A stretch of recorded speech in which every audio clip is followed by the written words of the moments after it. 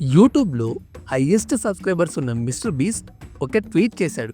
'One piece చూడొచ్చా? చాలా episodes ఉన్నాయి. దానికి ఐషో స్పీడ్ 'వన్ పీస్ చూస్తే నీ లైఫే చేంజ్ అయిపోతుందని' రిప్లై ఇచ్చాడు. And guess what? Mister Beast reply ఇచ్చాడు. He started watching 'One Piece'. Just imagine that. వాళ్ళు బిగ్గెస్ట్ క్రియేటర్ ఒక యానిమీ జర్నీ స్టార్ట్ చేస్తున్నాడు.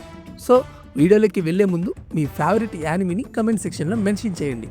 'వన్ పీస్' గురించి సింపుల్‌గా చెప్పాలంటే ఇది పైరేట్స్ స్టోరీ కాదు, షిప్స్ అడ్వెంచర్ కాదు, ట్రెజర్ హంట్ కూడా కాదు. ఇది ఫ్రీడమ్ గురించి. సొసైటీ రూల్స్ కాదు, మీ హార్ట్ చెప్పేది ఫాలో అవ్వడం గురించి.